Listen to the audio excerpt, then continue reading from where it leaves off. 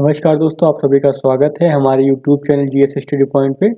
आज के वीडियो में हम देखेंगे जो ओल्ड एनसीईआरटी ज्योग्राफी की है 7th क्लास की, तो उसके पहले अध्याय को देखेंगे। तो इससे पहले हमने जो है क्लास 6 की जो है कंप्लीट कर ली है ज्योग्राफी को।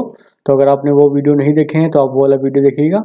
आपको जो है प्लेलिस्ट बनी हुई दिखाई देगी, ज्योग्राफी के नाम से लिखा होगा ओल्ड एनसीईआरटी ज्योग्राफी। ठीक है, तो आज के वीडियो में हम देखेंगे जो 7th क्लास का जो है पहला जो लेसन है वो क्या है।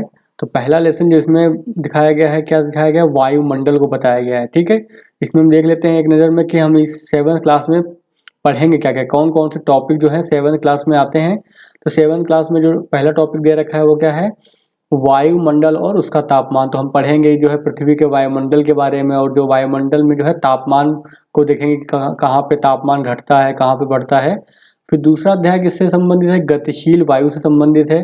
तीसरा जो है वो वायु में जल है, ठीक है, यानी कि जो वाष्प होती है, जल वाष्प, उसकी बात करेंगे। फिर चौथा जो आपका है स्थानीय मौसम और आकाश। तो पहली यूनिट है जो वो वायुमंडल से संबंधित है, और दूसरी जो यूनिट है वो किससे संबंधित, जलमंडल यानी कि महासागर से।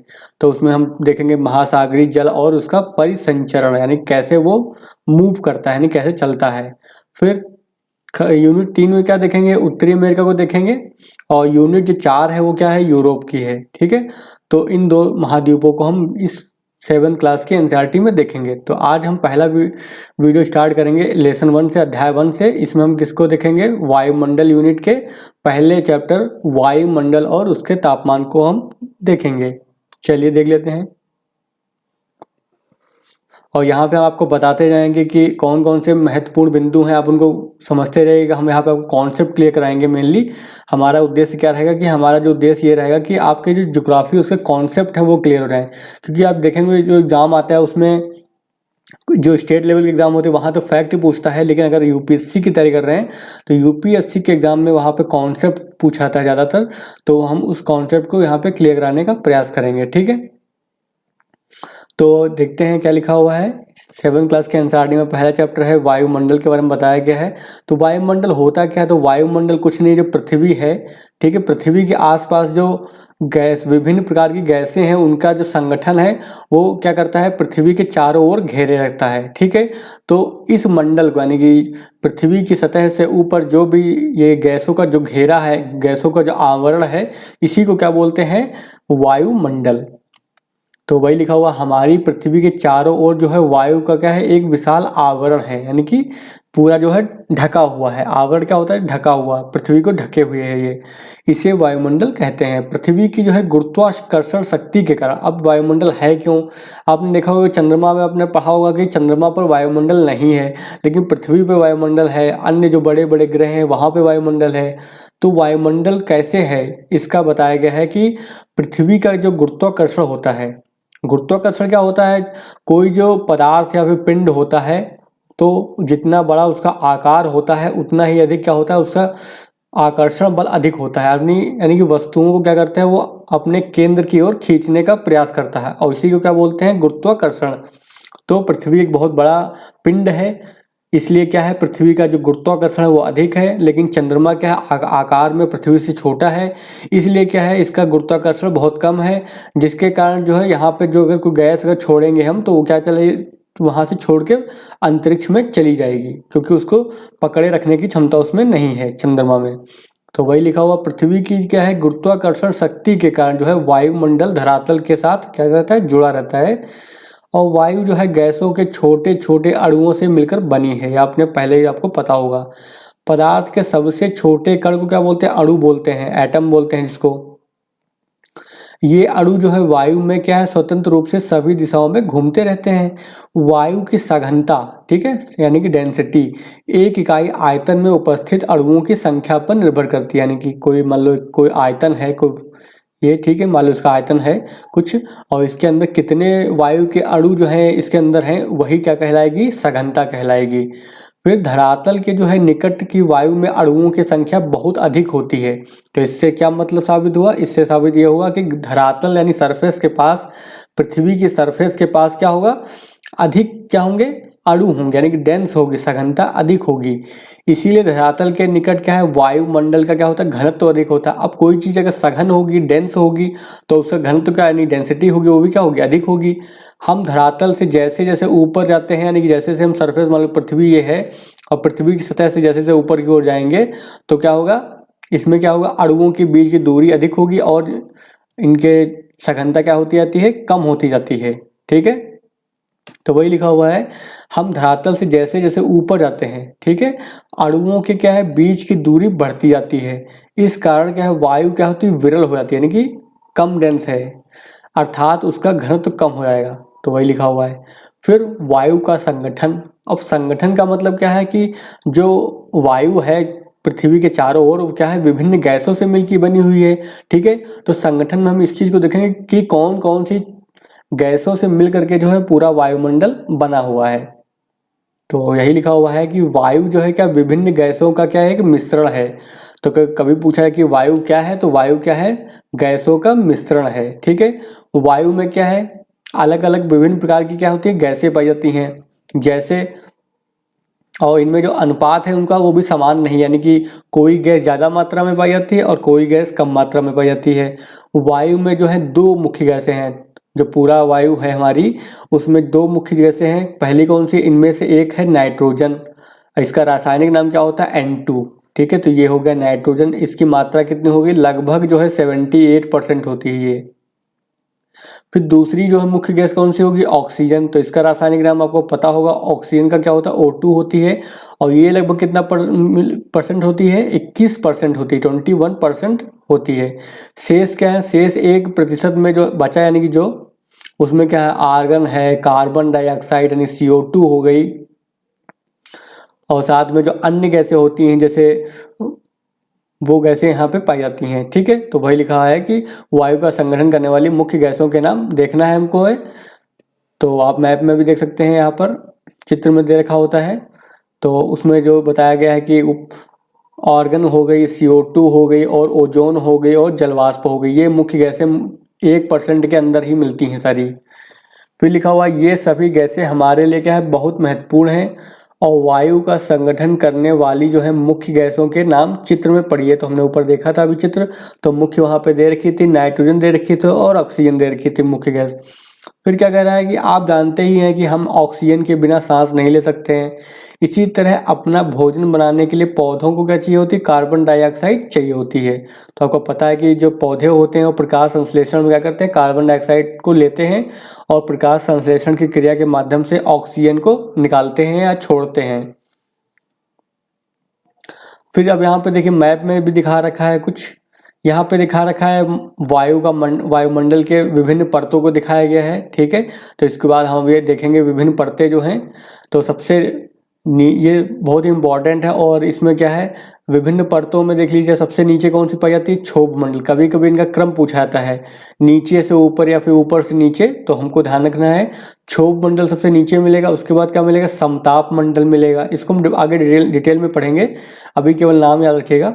फिर तीसरा कौन सा लेयर आएगा, आपको मध्य मंडल मिलेगा। फिर उसके ऊपर कौन सा मिलेगा, आयन मंडल मिलेगा, और उसके ऊपर वाह्य मंडल या फिर बहिर्मंडल भी इसको बोलते हैं। ठीक है, चलिए आगे देख लेते हैं।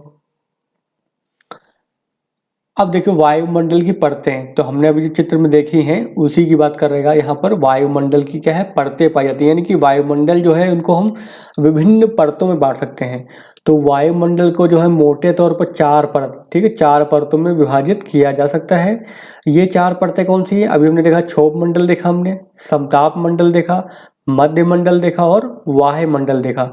लेकिन इन मंडलों के बीच की सीमा बहुत स्पष्ट नहीं होती, यानी हम क्लियर नहीं बता सकते हैं कि यहाँ से वायुमंडल स्टार्ट है, यहाँ से मध्य मंडल स्टार्ट है, यहाँ से समताप मंडल स्टार्ट है, यहाँ पे क्षोभ मंडल, तो एकदम एग्जैक्ट नहीं बता सकते हैं। ठीक है, आगे देखते हैं। वायुमंडल की सबसे निचली परत को क्या बोलते हैं, क्षोभ मंडल, इंग्लिश में इसको क्या बोलते हैं, टोपोस्फेयर। ठीक है, तो इसको बोलते हैं, हिंदी में बोलेंगे इसको क्षोभ मंडल। इसका विस्तार की बात कर लेते हैं कि कितनी दूर तक फैली है लगभग ये, तो क्या है, ये लगभग जो है 10 से 15 किलोमीटर की ऊंचाई तक फैला होता है। ठीक है, तो यहाँ पर देख लीजिए आप एक बार, ये आपका इक्वेटर हो गया, यानी विषुवत रेखा हो गई 0 डिग्री जिसको बोलते हैं, और यहाँ पे क्या है पोल हो गया 90 डिग्री हो गया, ध्रुव क्षेत्र। यहाँ का साउथ का पोल हो गया यानी कि दक्षिणी ध्रुव हो गया। आपको पता है यहाँ तापमान बहुत ही कम होता है, यहाँ पर भी तापमान बहुत कम होता है। तो ऐसे में होता क्या है, जो वायु होती है वो गर्म होकर के हमेशा ऊपर उठती है। तो इससे क्या होता है, जो सूर्य है, सूर्य की किरणें कहाँ मिलेंगी लंबवत, तो सूर्य की किरणें लंबवत पड़ती हैं यहाँ पर आपके, ठीक है। चलिए आगे देखते हैं। तो आपके यहाँ पर क्या है, सूर्य की किरणें लंबवत पड़ती हैं वर्ष भर यहाँ पर। तो इससे क्या होता है, यहाँ पर जो ज़्यादा गर्मी मिलेगी इसको पृथ्वी को, और यहाँ पर क्या होती है, पृथ्वी पर इसको ध्रुवीय में क्षेत्र में क्या होती है, गर्मी कम मिलती है, तापमान इसलिए यहाँ पे कम होता है। तो ऐसे में होता क्या है, जो वायुमंडल का ये क्षेत्र होता है गर्म होता है, तो जिसकी वजह से क्या होता है, वायु की गैसें जो होती हैं वो गर्म होकर ऊपर की ओर उड़ती हैं। तो यहाँ पे क्षोभ मंडल की ऊंचाई कितनी होती है, लगभग 15 किलोमीटर, 15 से 16 किलोमीटर, 18 किलोमीटर। वो तो वहाँ पे डिपेंड करेगा कि कितना ज़्यादा गर्म है, कितना तापमान है। फिर यहाँ का क्षेत्र की बात करते हैं, तो यहाँ पे लगभग 8 से 10 किलोमीटर के आसपास की ऊंचाई होती है। तो आप समझ गए होंगे कि यहाँ पे जो क्षोभ मंडल है, यानी क्षोभ मंडल की जो ऊंचाई है वो कम क्यों है, क्योंकि तापमान यहाँ पे कम है इसलिए। तो ये क्वेश्चन पूछा सकता है कि यूपीएससी वगैरह में, कि जो विषुवत क्षेत्र है, विषुवतीय क्षेत्र है, फिर विषुवत रेखा है, वहाँ पे जो है क्षोभ मंडल की ऊंचाई अधिक क्यों होती है और ध्रुवीय क्षेत्रों में क्षोभ मंडल की ऊंचाई कम क्यों होती है। तो उसका एक कारण यही है कि तापमान जो है मुख्य कारण है यहाँ पर। यहाँ पे तापमान कम होता है जिसकी वजह से अधिक ऊंचाई नहीं होती है, यहाँ पे तापमान अधिक होता है जिसकी वजह से ऊंचाई अधिक होती है, ठीक है। चलिए आगे देख लेते हैं। फिर यह वायुमंडल का सबसे अधिक सघन भाग है। तो अगली खास बात क्या होगी, क्षोभ मंडल है वो सबसे ज़्यादा डेंस है, यानी कि सघन है। हमने अभी स्टार्टिंग में ही देखा था कि जो पृथ्वी के पास की जो वायु है वो अधिक सघन है। फिर गैसों का जो एक बड़ा भाग क्या है, क्षोभ मंडल में पाया जाता है, यानी कि जो गैसें हैं मुख्य रूप से वो कहाँ संकेंद्रित हैं, क्षोभ मंडल में। वायुमंडल की लगभग समस्त जलवाष्प, तो जो जलवाष्प होती है, ठीक है, जलवाष्प क्या होती है, जो पानी होता है H2O, ठीक है, H2O जो जल होता है वो जब अगर गैस के रूप में हो जाता है तो उसको क्या बोलते हैं, हम जलवाष्प बोलते हैं। तो यहाँ पे क्या है, जलवाष्प जो है वायुमंडल में सबसे अधिक कहाँ पाई जाती है, तो क्षोभ मंडल में ही पाई जाती है, लगभग 90% इसी परत में पाई जाती है क्षोभ मंडल में। अतः मौसम संबंधी घटनाएं यही होती हैं। तो सारी जो मौसम संबंधी घटनाएं मुख्य रूप से होती हैं वो कहाँ होती है, क्षोभ मंडल में होती हैं। तो ये सारे क्वेश्चन आपसे पूछे जा सकते हैं। तो हमें पता होना चाहिए कि क्षोभ मंडल में क्या क्या होता है। क्षोभ मंडल तथा इसके ऊपर की परतें क्या है, एक छन्ने यानी फिल्टर का काम करती हैं। वायुमंडल की ये परतें जो है सौर ऊष्मा को तो धरती पर आने देती हैं, ठीक है, लेकिन सूर्य किरणों के हानिकारक जो विकिरण है उसको अवशोषित और परावर्तित कर देती हैं। इसलिए क्षोभ मंडल का हमारे लिए बड़ा भारी महत्व है, ठीक है। अन्य परतों के विषय में आप उच्च कक्षाओं में पढ़ेंगे, यानी नेक्स्ट हम जो आगे की कक्षाओं को देखेंगे तो वहाँ पे हम अन्य परतों को भी पढ़ेंगे। तो यहाँ पे केवल किसकी बात हुई, मुख्य रूप से क्षोभ मंडल की बात हुई है। बाकी हमने आपको सारी जो परतें हैं उनके नाम बता दिए गए हैं, ठीक है। तो चलिए इस चैप्टर में इतना ही है।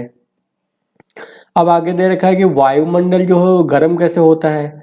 तो वायुमंडल कैसे गर्म होगा, जो सूर्य की किरणें आती हैं, सूर्य का जो विकिरण है जिसको बोलते हैं इनकमिंग सोलर रेडिएशन, ठीक है, इनसो। तो हमारे ग्रह पृथ्वी के लिए ऊष्मा का प्रमुख स्रोत कौन है, सूरज है। यह सभी दिशाओं में निरंतर प्रकाश और ऊष्मा का क्या करता है, विकिरण करता रहता है। इसको विकिरण को इंग्लिश में बोलते हैं रेडिएशन। इसे सौर विकिरण कहते हैं, क्योंकि सूरज से आ रहा है इसलिए सौर विकिरण नाम कर दिया गया इसका। फिर पृथ्वी सूर्य से जो बहुत छोटी है और बहुत दूर भी है, इसलिए यह सौर विकिरण का एक छोटा सा भाग ही प्राप्त करती है, यानी बहुत दूरी पे है और बहुत ही आकार में छोटी है सूरज से, जिससे क्या है, सूर्य से जो प्राप्त होती है उसमें बहुत ही कम मात्रा में प्राप्त होती है। पृथ्वी को जो प्राप्त होने वाली सौर विकिरण की मात्रा को क्या बोलते हैं, सूर्य तप, ठीक है। कहते हैं सूर्य तप से जो है तात्पर्य क्या है, सूर्य से आने वाला सौर विकिरण यानी कि इंसोलेशन। फिर धरातल मुख्यतः क्या है, इसी सूर्य तप से गर्म होता है। सूर्य की किरणें क्या है, पृथ्वी के वायुमंडल से होकर गुजरती हैं, यानी कि वायुमंडल से होकर गुजरेगी। मान लो ये पृथ्वी आपकी हो गई और ये हो गया आपका वायुमंडल हो गया। यहाँ पे सूरज है मान लो, तो यहाँ से आएगी सूर्य किरण तो पहले वायुमंडल में जाएगी, वायुमंडल से होते होते होते फिर पृथ्वी की सतह पे पहुँचेगी सूर्य का प्रकाश। लेकिन ये वायुमंडल को उतना गर्म नहीं करती, यानी कि वायुमंडल से होके गुजरती है तो वायुमंडल को बहुत अधिक गर्म नहीं करती है, लेकिन जितना धरातल को करती है, पृथ्वी जो है उस सतह है जो है उसको अधिक गर्म करती है। फिर आपसे पूछा गया क्या आपने कभी ध्यान दिया है कि धरातल के कुछ भाग अन्य भागों की तुलना में अधिक गर्म होते हैं, तो उसका कारण बताया जाएगा। आप देखेंगे कि जल जो होता है, पानी जो होता है, पानी की अपेक्षा जो है भूमि का भाग, जैसे तारकोल की सड़क हो गई, जल्दी गर्म हो जाती है। गर्म हुआ धरातल क्या है, अपने संपर्क में आने वाली वायु को भी क्या करता है, गर्म कर देता है। तो जो सूरज से प्रकाश आ रहा है ये वायुमंडल को गर्म किया, लेकिन उतना अधिक गर्म नहीं कर पाता है। लेकिन जब यहाँ पे सरफेस पे पहुँचेगा, ये मिट्टी पे पहुँचेगा, चट्टानों पे गिरेगा तो चट्टान को अधिक गर्म करेगा, और चट्टान के साथ में जो उससे लगी हुई हवा है, वायु है, वो भी क्या होगी, अधिक गर्म हो जाएगी। ठीक है, तो इस प्रकार जो है वायुमंडल गर्म होता है। तो वायुमंडल हमेशा कैसे गर्म होता है, नीचे से ऊपर की ओर। ठीक है, तो नीचे की वायु जो होगी वो गर्म होगी और ऊपर की जो वायु होगी वो ठंडी होगी, ध्यान रखिएगा। चलिए आगे देख लेते हैं। तो वही लिखा हुआ है यहाँ पे ये दिखाया गया है कि अन्य भागों की तुलना में जल अधिक जो है, जल की भूमि अपेक्षा जो भूमि का भाग जो है क्या है, तेजी से गर्म होता है। तो अगर इसके संपर्क यानी गर्म जो हिस्सा हुआ है, गर्म जो सड़क हुई है, उसके संपर्क में अगर कोई वायु आएगी तो उसको भी क्या करेगी, गर्म कर देगा। इस प्रकार क्या है, वायुमंडल मुख्यतः नीचे से गर्म होता है। ठीक है, तो हमेशा ध्यान रखिए कि वायुमंडल जो होता है कैसे गर्म होता है, जो पृथ्वी की सतह है यानी निचला भाग है वायुमंडल का, वहां से गर्म होना स्टार्ट होता है। अतः वायुमंडल के निचले भागों में सामान्यतः तापमान क्या होगा, अधिक होगा। तो आप समझ गए होंगे तापमान अधिक क्यों होता है। और फिर जैसे जैसे जो ऊंचाई बढ़ती है तापमान क्या होता है, घटता है। तो ये भी अगली बात पता होनी चाहिए आपको। फिर वायु में जो है ऊष्मा या फिर ठंडक की मात्रा को क्या बोलते हैं, तापमान कहते हैं। तो तापमान क्या है, जो वायु में ऊष्मा यानी जो ऊष्मा है और ठंडक है, ठंडा कितना है, इसी की मात्रा को क्या बोलेंगे, तापमान कहेंगे। तापमान मापने की जो मानक इकाई क्या है, अंश सेल्सियस। तो आपने इसको पढ़ा भी होगा केमिस्ट्री वगैरह में, साइंस वगैरह में। ठीक है, इसे तापमापी यानी थर्मामीटर द्वारा इसको नापते हैं, ये भी आपको पता होगा। इस यंत्र में क्या है, एक संकरी नली होती है, ये सब चीज़ें हैं, ये सब हमको पढ़ना नहीं है। ठीक है, तो हमें मुख्य रूप से क्या पढ़ना है कि इसको तापमापी से बस नापा जाता है इसको। फिर क्या है, सूर्य तप को प्रभावित करने वाले कारक को देख लेते हैं। नहीं, जो सूर्य तप आ रहा है, जो पृथ्वी पर जो सूर्य का जो विकिरण आ रहा है उसको बोलते हैं सूर्य तप। अब इसको प्रभावित कौन करता है, कि ऐसी कौन कौन सी चीजें हैं जो इस सूर्य तप को प्रभावित करेंगे। ठीक है, तो पृथ्वी के सभी भागों को क्या है, पूरे समान मात्रा में वर्ष भर यानी समान मात्रा में सूर्य तप नहीं प्राप्त होता है। पृथ्वी के क्या है, विभिन्न भागों को मिलने वाली जो सूर्य तप की मात्रा जो है, सूर्य की किरणों के कोण यानी कि सूर्य की किरणें कितना डिग्री का कोण बना रही हैं तथा दिन की अवधि पर निर्भर है। यानी कि कितनी देर का दिन हो रहा है, जल्दी दिन खत्म हो जा रहा है, रात बड़ी है क्या दिन बड़ा है। ठीक है, इस प्रकार। फिर देखिए आगे बोला है उसने कि आपने देखा होगा कि दोपहर को क्या है, सूर्य की किरणें क्या है, पृथ्वी पर लगभग सीधी पड़ती हैं। ठीक है, आपने जब नोटिस किया होगा सर के ऊपर जो आपके सूरज होता है तो बिल्कुल लगता है कि सूरज से आने वाली किरणें सीधी पृथ्वी पर आ रही हैं। ठीक है, फिर सीधी किरणें क्या है, एक छोटे क्षेत्र में केंद्रित हो जाती हैं। तो इसको अगर समझना आपको है तो अब ऐसे समझिए, मान लो ये कोई पर्टिकुलर क्षेत्र है। ठीक है, तो अगर यहाँ से कोई सूर्य की किरणें आ रही हैं तो क्या है, पर्टिकुलर एक एरिया में बहुत ज़्यादा किरणें को प्राप्त करेगा ये, अगर सीधा एंगल है इसके। ठीक है, एक ही जगह में मतलब बहुत ज़्यादा यहाँ पर क्या हो जाएगा, गर्मी प्राप्त करेगा। फिर मान लो क्या होगा, मान लो अगर ये क्षेत्र यहाँ पर, अब यहाँ पर सूरज है तो यहाँ से अगर आएंगी किरणें ऐसे तिरछी, ठीक है, तिरछी आएंगे तो क्या है, ऐसे में क्या होगी, जो सूर्य की जो किरणें होंगे वो बहुत बड़े क्षेत्र में फैले होंगे। यानी कि इससे क्या होगा, जो किरणों की सघनता यानी कि सघनता कम हो जाएगी, जो सूर्य से आने वाला प्रकाश है उसकी सघनता कम हो जाएगी। इससे क्या है, इस वाले एरिया को जो मिलने वाला प्रकाश होगा वो क्या मिलेगा, कम मिलेगा। तो यानी कि यहाँ पे गर्मी कम होगी और यहाँ पे अधिक गर्मी होगी। ठीक है, तो वही लिखा हुआ है, इसलिए उनसे अधिक ऊष्मा प्राप्त होती है। इस वाली भाग की बात कर रहा है। इसके विपरीत सुबह और शाम को सूर्य की किरणें क्या होती हैं, पृथ्वी पर तिरछी पड़ती हैं, अतः वे एक बड़े क्षेत्र में फैल जाती हैं। परिणाम स्वरूप क्या होता है, ऊष्मा का प्रभाव क्या होता है, कम हो जाता है। साथ ही तिरछी किरणों की तुलना में जो है सीधी किरणें वायुमंडल में कम दूरी तय करती हैं, ठीक है। इसलिए सीधी किरणें क्या है, तिरछी किरणों की अपेक्षा क्या होती है, अधिक ऊष्मा देती हैं, ठीक है। तो ध्यान रखना इस चीज को कि जो सीधी किरणें होंगी, सीधी किरणें जो आ रही हैं, सीधी मान लो किरण ये लिया है, वो क्या है, तिरछी किरणों की अपेक्षा क्या है, अधिक ऊष्मा देती हैं, इसीलिए ये भाग क्या हो रहा है, अधिक गर्म हो रहा है। फिर सूर्य की किरणें क्या है, शीत ऋतु की अपेक्षा है ग्रीष्म ऋतु में अधिक सीधी पड़ती हैं।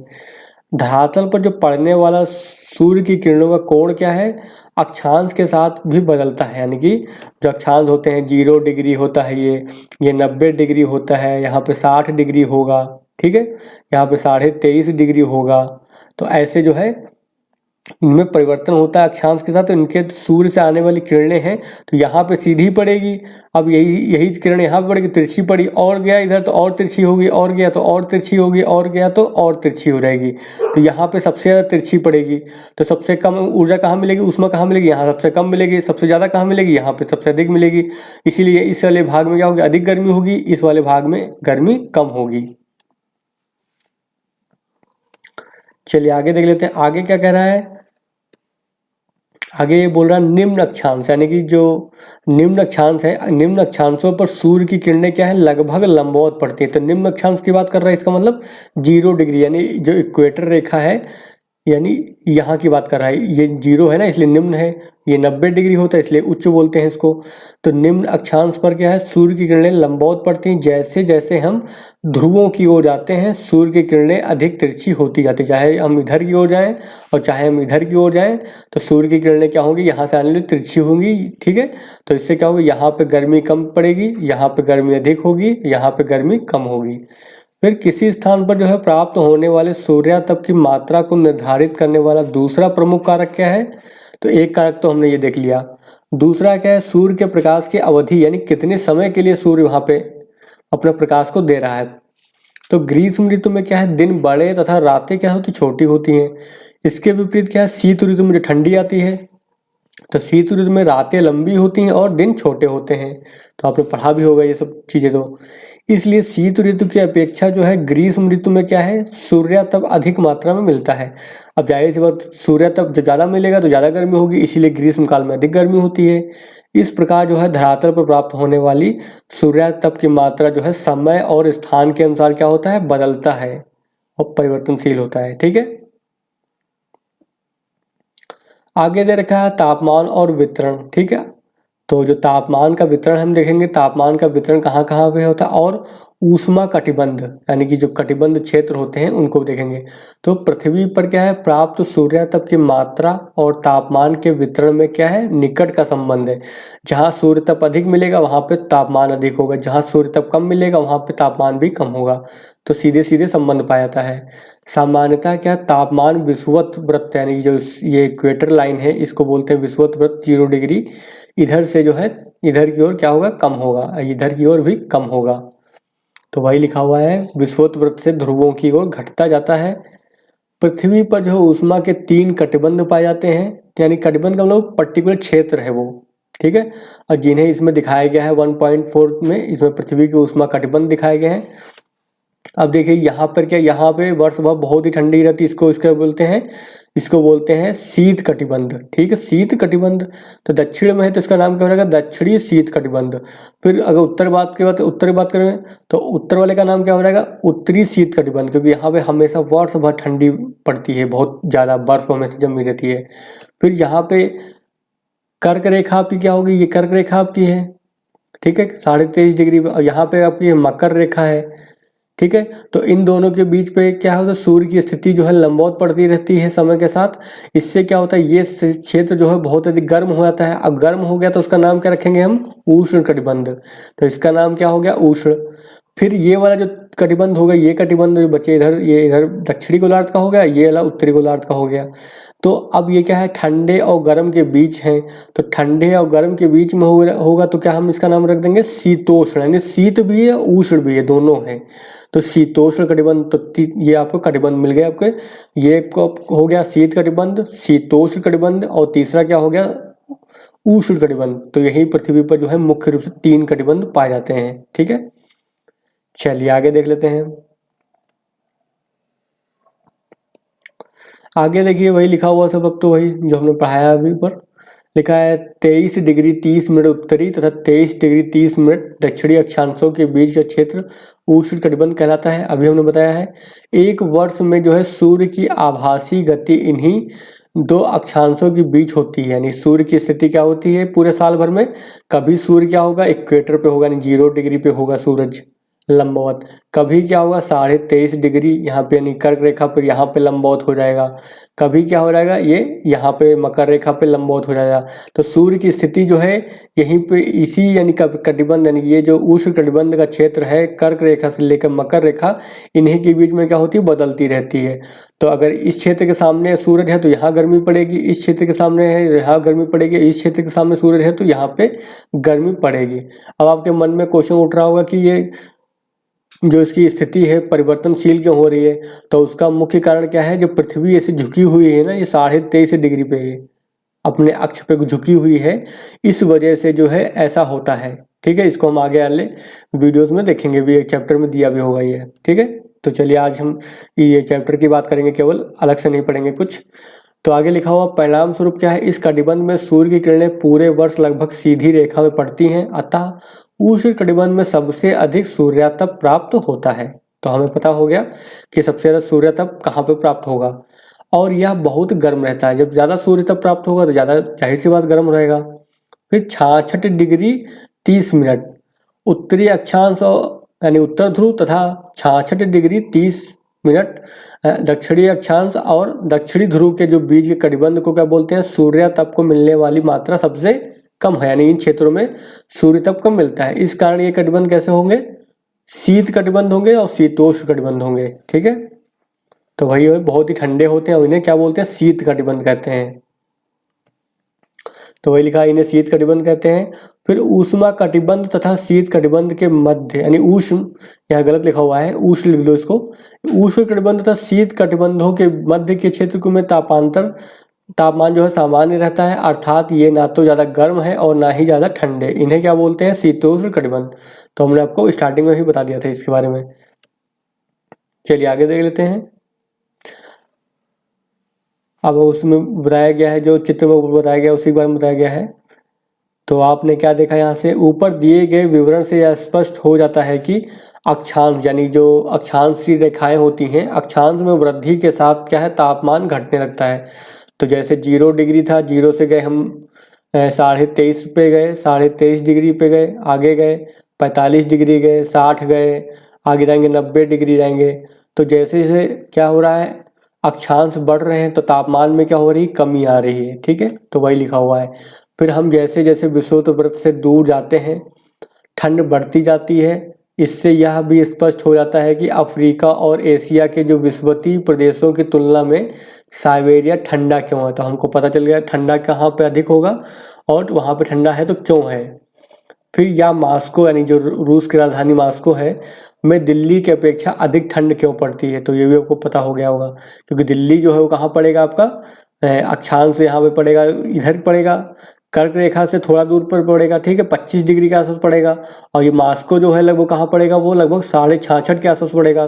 जैसे जैसे क्या होगा अक्षांश बढ़ेगा तो वैसे वैसे क्या होगा तापमान में कमी आएगी। फिर लिखा है वायु का तापमान जो है ऊंचाई या तुंगता को इंग्लिश में क्या बोलते हैं, एल्टीट्यूड।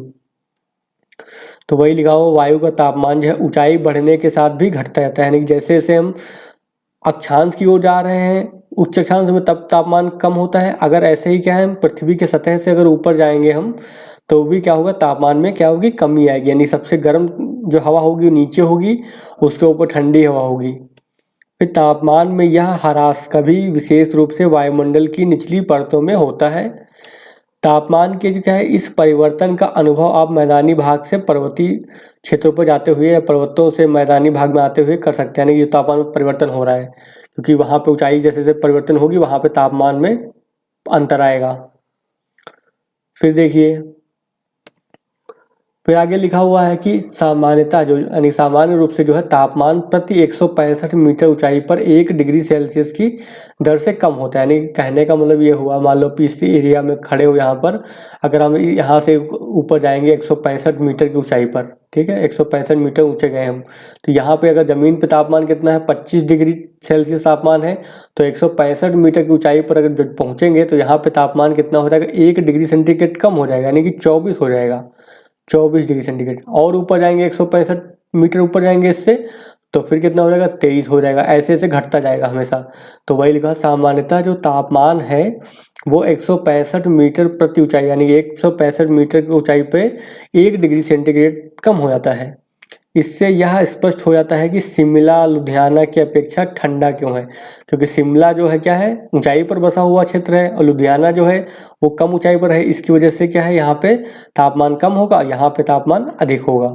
यद्यपि दोनों ही नगर क्या लगभग एक ही अक्षांश पर स्थित हैं, लेकिन वो अगर हम उनकी स्थिति की बात करते हैं तो अक्षांश तो सेम है, यानी कि जो ये अक्षांश रेखा होती है, तो यहाँ पर शिमला है और यहाँ पर लुधियाना है।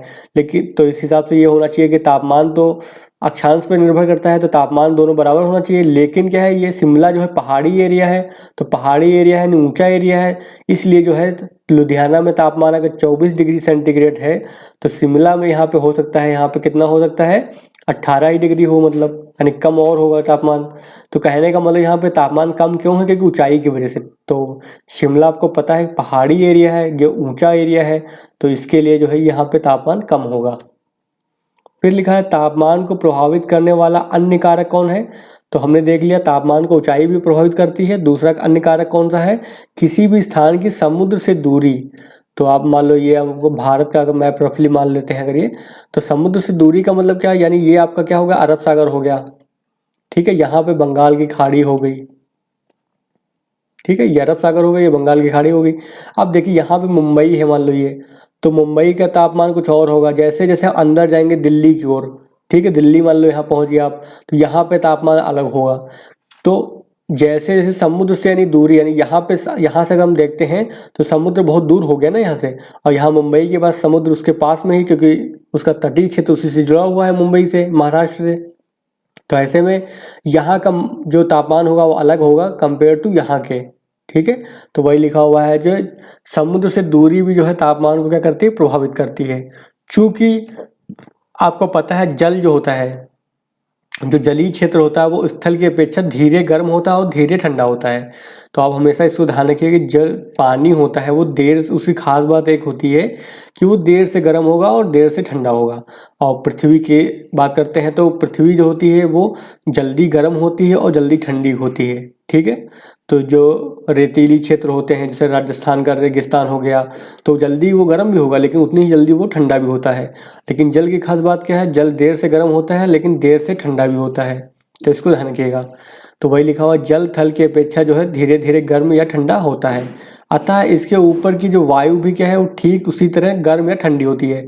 तो जाहिर सी बात है, जो अगर पानी कहीं भरा हुआ है तो उसके ऊपर की जो वायु होगी उसके संपर्क में होगी, तो वो भी देर से गर्म होगी और देर से ठंडी होगी, उसके कम साथ में लगी हुई है वो।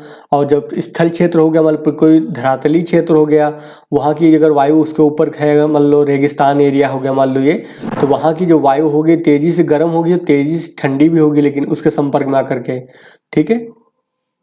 तो ये खास बात है। इसलिए क्या है, स्थल जो होते हैं, जो स्थल भाग और जल भाग है, ठीक है, स्थलीय भाग और जल भाग के ऊपर की जो वायु है के तापमानों में हमेशा अंतर पाया जाता है, ठीक है। फिर ग्रीष्म ऋतु में क्या है, स्थल भाग अधिक गर्म हो जाते हैं। आपको पता है गर्मी में देखा हुआ आपने, जो धरातल होता है आप जमीन पे पैर नहीं रख पाएंगे, इतना ज़्यादा गर्म होता है। तो वही लिखा हुआ है, ग्रीष्म ऋतु में जो स्थल भाग होता है, जो लैंड एरिया होता है, वो अधिक गर्म हो जाता है।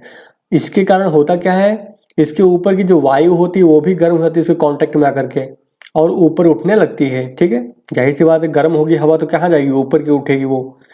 इसके विपरीत अगर दूसरी कंडीशन की बात करते हैं, जल के ऊपर की बात करते हैं, तो जल के ऊपर की वायु क्या है, अधिक ठंडी और सघन होती है, क्योंकि जल अधिक ठंडा है वो, इसलिए यह स्थल की ओर चल पड़ती है। यानी कि ऐसे में क्या होगा, मान लो अगर ये कोई एरिया है, समुद्री एरिया है मान लो, और यहाँ पे पानी भरा हुआ है, इस वाले एरिया में क्या पानी भरा हुआ है, ठीक है। तो यहाँ की हवा जो होगी, यहाँ पे क्या है, ज़्यादा टेम्परेचर नहीं, हाई टेम्परेचर हो गया तो लो प्रेशर हो गया, ठीक है। यहाँ पे ज़्यादा गर्मी हो रही है, और यहाँ पे क्या है, लो टेम्परेचर है तो हाई प्रेशर हो गया, ठीक है। अब ऐसे में हवा क्या होगी, हवा चलती है हमेशा कहाँ से, हाई प्रेशर से चलेगी लो प्रेशर की, हवाएं कैसे बहना स्टार्ट हो जाएंगी, समुद्र से जो धरातल एरिया है या फिर जो पानी वाला एरिया है वहाँ से इधर की ओर, हाई प्रेशर से लो प्रेशर की ओर।